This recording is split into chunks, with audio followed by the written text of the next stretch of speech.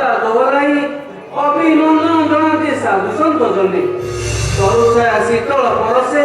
ଭାସି ଆସେ ଅଳି ଗୁଣୁଗୁଣି ସ୍ୱର୍ଣ୍ଣ ଏଠାରୁ କି ଅଧିକ ଅମର କଟକ ବ୍ରହ୍ମଦର୍ଶୀ ଜ୍ଞାନୀ ବିଶାରଦ ଦୁଃଖ ସୁଖ ନଜାଣି କନିଷ୍ଠ ବଳେ ଦେବ ନାଗ ନଳ ତତ୍ୟ ରଥା ଲଟୋଇ ଯାହାଙ୍କ ପାଦ ତଳେ ତାଙ୍କ ନାମକ ହୋଇବ ନାଗବା ଚାଲ ଆଉ କିଛି ଦୂର ଗଲେ ଦେଖିବା ପୂର୍ଣ୍ଣିମାଙ୍କ ପବିତ୍ର ଆସେ ଆଉ କିଛି ଦୂର ଗଲେ ପ୍ରବେଶ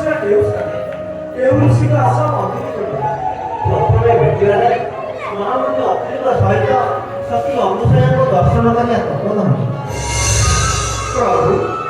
ସତୀ ଅନୁସୂୟା କିଏ ସେ କି ହୁଅନ୍ତି ଋଷିଙ୍କର କିପରି ସତୀ ମଧ୍ୟ ହୁଅନ୍ତି ଗଣନା ଋଷି ପତ୍ନୀ ପତିବ୍ରତା ସତୀ ଅନୁସୂୟା ତାଙ୍କ ସତୀତ୍ୱ ବଳରେ ବ୍ରହ୍ମା ବିଷ୍ଣୁ ମହେଶ୍ୱର ଶିଶୁ ରୂପେ ଖେଳୁଥିଲେ କୋଳରେ ତାଙ୍କର ଏହା ଦେଖି ଲଜ୍ଜା ପାଇ ସାବିତ୍ରୀ ଗୌରୀ ଲକ୍ଷ୍ମୀଥିଲେ ସତୀଙ୍କ ପାଶେ ହେଲେ କରାଯାଇଥିଲା ଆଉ ଏକ କଥା ଅନାବୃଷ୍ଟି କଲେ ସତୀନାଥ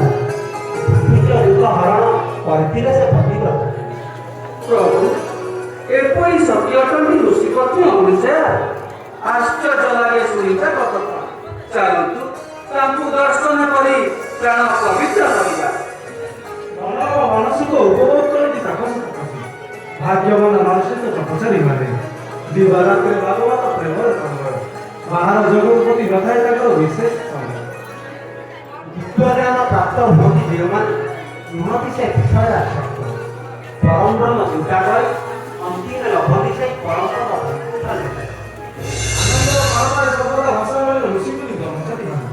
ସେମାନଙ୍କର ଧର୍ମ ବଳେ ଆଗଯାକ ହୁଏ ଜଗତ ବିଶ୍ୱପତି ଭଗବାନ ସଦାକାଳ ଭକ୍ତି ଲୋକ ଭକ୍ତର ଅଧୀନ ଭଗବାନ ଭକ୍ତ ପାଇଁ ତ୍ୟାଗ କରି ବୈକୁଣ୍ଠ ନିଳୟ ଅବତୀର୍ଣ୍ଣ ହୁଅନ୍ତି ମାଟି ଧୂଳି ଧରଣୀ ବକ୍ଷରେ ଶାନ୍ତି ମୈତ୍ରୀ ପ୍ରତିଷ୍ଠିତ କରି ଫେରି ଯାଆନ୍ତି ନିଜ ସଜନ ତୁମେ ବୁଝିପାରିଲ ଚାଲ ଏ ସ୍ଥାନ ଚାଲିଯିବା ଅନ୍ୟ ସ୍ଥାନ ଚାଲନ୍ତୁ ପ୍ରଭୁ ईश्वर चंद्र बेहरा।